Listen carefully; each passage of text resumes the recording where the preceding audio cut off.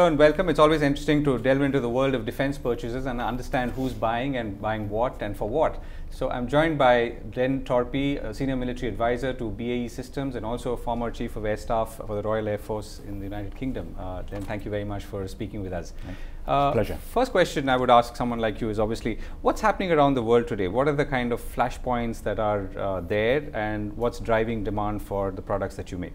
I suppose if I look at it from a UK perspective, and you could say that's similar to the US as well, over the recent past, so the last 15 years, we've been very much focused around the Middle East and obviously Asia in terms of Afghanistan. With both of those campaigns coming to an end, you still see tension clearly around the Middle East with what's happened over the last 2 years really, and you see clearly some tensions in the Asia-Pacific region, which is why you see the US focusing more on that aspect as well. But actually we have some very strong strategic links with countries the UK government has around the Middle East, which go back many, many years, and similarly over in this region as well. So you see India has got a lot of importance for the UK from a strategic perspective. Right. And you know, you did a big deal in Oman recently. Is that a trend setter of some sort, or was it a one-off deal which reflected a, I don't know, recapitalization or rebuilding of? Well, a bit of both, if I'm honest, but I go back to there's been a very long and important strategic relationship between the Sultan of Oman and the UK government. So they've historically bought our equipment, Jaguars, Hawks for many years. So buying Typhoon, which is clearly the latest procurement they've gone through, was I suppose a natural progression, that we have a similar relationship with Kingdom of Saudi Arabia. We've been in India, I mean, BAE Systems has been here for 60 years. We sold Jaguar, and we've now taken that to the next stage with Hawk. And I think that is the next evolution really of the relationship, going from Indian Armed Forces buying our equipment to Indian industry wanting to build up their capacity and capability and skills, and wanting to actually build these platforms, right, and maybe in the future export them elsewhere around the world. Right. So if I can sort of ask you to respond to that question somewhat technical way, right? So you talked about an evolution to Hawks. What's the evolution? I mean, in terms of the kind of aircraft, its capability, its strike, its armaments, and so on. Well, I mean, Hawk has gone through a fair evolution in its own right, in truth. I flew Hawk nearly 30 years ago in its very early form, and it's been a fantastic trainer. We've nearly close to selling 1,000 Hawks, and we see the prospects for several more hundred of the new Hawk. And we've moved from basically an analog aircraft to a digital cockpit with airborne simulation. So what we're now able to do is effectively download training which would have been done on a frontline fighter. You now download onto a much cheaper to operate aircraft, and that's got all the benefits of better training, better preparing pilots for the frontline aircraft that they're now experiencing, which is not about flying the aeroplane. Flying the aeroplane is easy now. I mean, we've designed them to be easy to fly. What's complex is actually operating them and how you fight them. And that's what our Hawk trainer, and the one that the Indian Air Force has got and the Indian Navy is about to receive its first one on Monday, that's what they're now getting. And they are being able to build. So HAL is building those aircraft. Right. So let me ask you the India question then, and then come back to the technical one again. What's the kind of India requirement today from your perspective as someone who's been a fighter jet pilot as well as a Chief of Air Staff? And how does it fit with, let's say, what's happening around in this region? Well, I mean, clearly there's quite a modernisation program going on within the Indian Armed Forces. And if you just deal with the Indian Air Force, clearly there's requirement for new trainer aircraft, both at the basic level, the intermediate level and the advanced level. And one of the things which many people probably don't realise is that the Indian Air Force will be, or is, the largest Hawk operator in the world. And probably will need more aircraft given the size of its front line, which is growing. You look at the other requirements that are going through the process, MRCA, which we clearly have an interest in as part of the Eurofighter consortium. But there's lots of other capabilities which I think we can share technologies and co-develop programs for the future.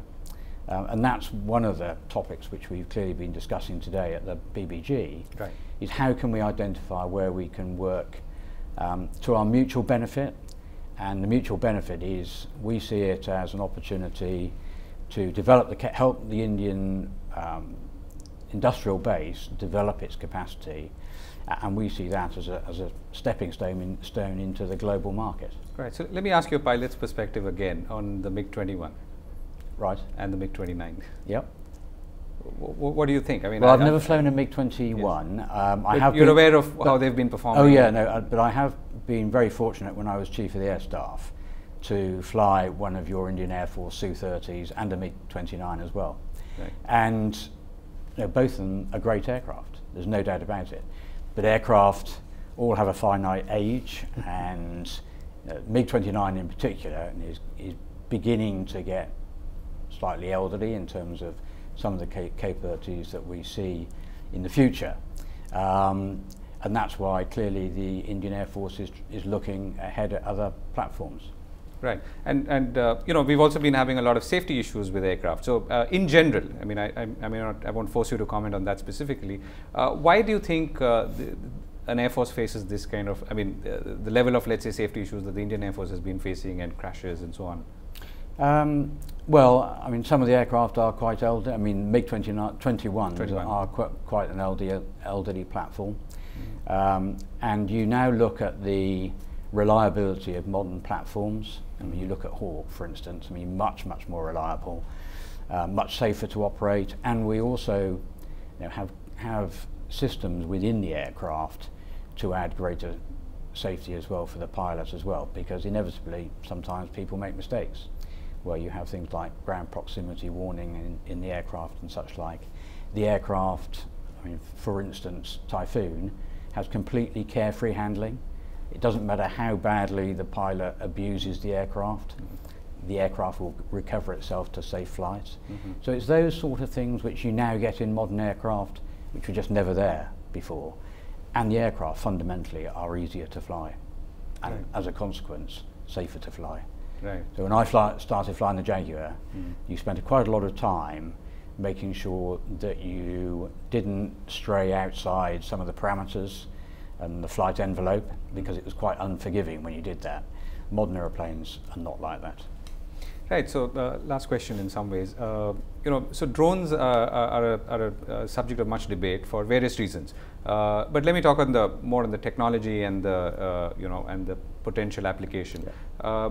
What's BAE Systems' view on this? And do you see countries like India looking at drones? Should they be looking more at drones of the kind we see? I think there is absolutely no doubt that unmanned platforms or remotely piloted platforms, which is probably a more accurate statement at the moment, have a place in our future front line.